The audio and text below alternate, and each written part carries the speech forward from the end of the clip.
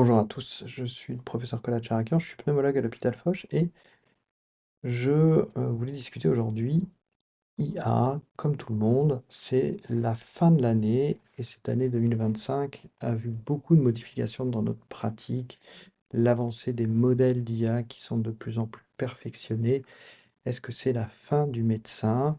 Est-ce que finalement le patient va pouvoir avoir son propre diagnostic? Est-ce que les IA vont nous donner un ticket à la fin de la consultation avec le diagnostic du patient et l'ordonnance? Est-ce que ça vaut encore le coup de faire médecine finalement en 2025?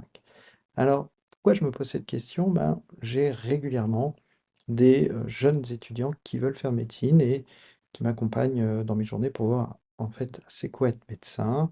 En tout cas, être médecin hospitalier, c'est toujours un biais, mais on essaie de leur faire découvrir l'ensemble des activités de l'hôpital et je les invite à aller voir en ville la médecine de ville qui est un élément fondamental de notre prise en charge des patients. Mais est-ce que ça vaut encore le coup de les convaincre de faire médecine? Moi, j'en suis persuadé, mais est-ce vrai? Alors, c'est vrai que l'intelligence artificielle a pris beaucoup d'essor dans notre profession. Si je fais le compte, actuellement, on a quoi? On a des logiciels d'IA aujourd'hui qui sont testés à l'hôpital Foch, qui nous permettent d'accélérer finalement notre consultation. Alors on a testé plusieurs modèles d'IA, mais c'est quand même assez extraordinaire puisque vous faites une conversation avec votre patient, vous n'avez plus le nez sur l'ordinateur et pendant que vous discutez librement avec votre patient, c'est l'ordinateur qui fait la synthèse avec un modèle d'IA et qui retrace tout ce qui a été dit en langage courant en compte rendu de consultation.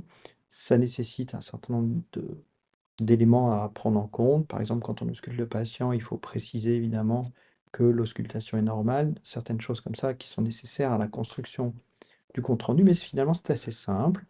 C'est bien évidemment des logiciels qui tournent en local, qui ont tout ce qu'il faut pour protéger les données du patient, hein. Il n'est pas question d'envoyer sur un quelconque chat GPT ou Gemini les données du patient sur le net.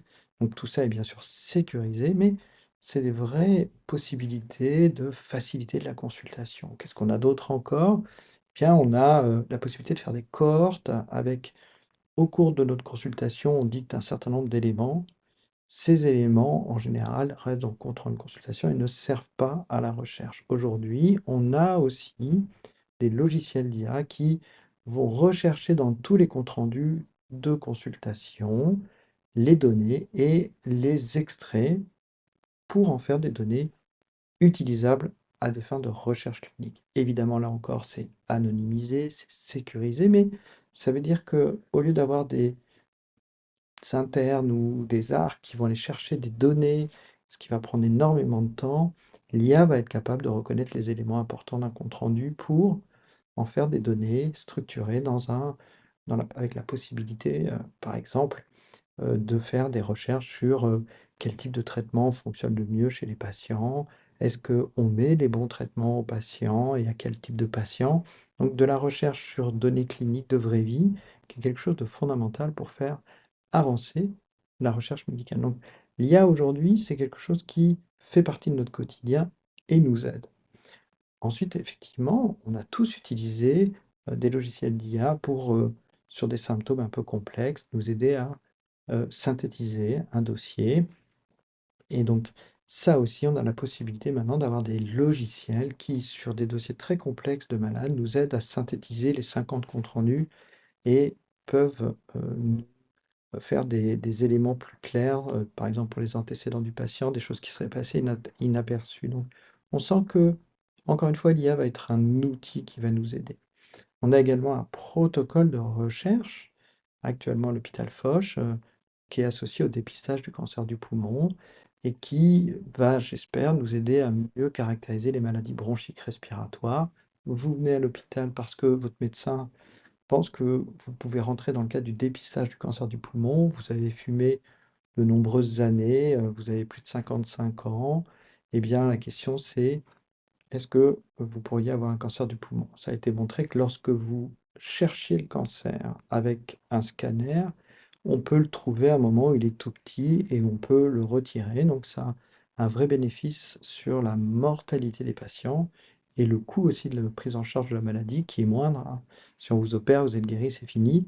Donc l'idée, c'était au cours de ce dépistage, est-ce qu'on peut pas regarder les bronches des patients? Parce qu'on regarde s'il y a des boules, mais on regarde pas les bronches parce que c'est plus compliqué à reconstruire. Maintenant, on a des logiciels d'IA qui permettent de reconstruire les bronches et d'analyser s'il y a par exemple une maladie respiratoire associée à l'exposition au tabac, sans avoir besoin de faire des tests respiratoires aux patients. Donc, vous voyez, on a un vrai potentiel d'IA, je pense plus comme un assistant numérique aujourd'hui que comme un élément qui va nous remplacer. Peut-être que je me trompe et que dans 5 ans, vraiment apprendre tous nos bouquins de médecine n'aura plus de sens, mais voilà, en tout cas aujourd'hui, nous, notre quotidien, c'est plutôt un élément facilitateur qu'un élément qui s'oppose à notre pratique et pour lequel on a l'impression que ça va nous mettre à la retraite. Mais nos étudiants sont en tout cas assez inquiets. Et quand je discute avec certains d'entre eux, ils me disent: «Ah mais moi, si je fais médecine, peut-être que je vais m'orienter plutôt vers la chirurgie parce que je me dis que je vais être moins facilement remplaçable par une IA». Donc c'est quelque chose qui travaille les jeunes, médecins en herbe et puis et c'est une très bonne nouvelle, j'en discutais encore aujourd'hui avec un jeune, stagiaire chez moi. C'est pas quelque chose qui freine l'envie de faire médecine parce que il y a cette idée et il le disait, je pense que ça reste remarquable, de: «Je vais donner quelque chose aux gens». Et ça, c'est quand même quelque chose d'assez extraordinaire dans la médecine, c'est cette capacité d'échange. Donc j'espère que nous serons encore utiles quelques années et que nous ne serons pas relégués à des finalement signataires d'un compte rendu et d'une ordonnance faite intégralement par l'IA. Merci et j'espère avoir l'occasion de rediscuter de ce sujet qui est quand même assez extraordinaire, qui a bouleversé l'année 2025 et, à n'en pas douter, l'année 2026 et les futurs.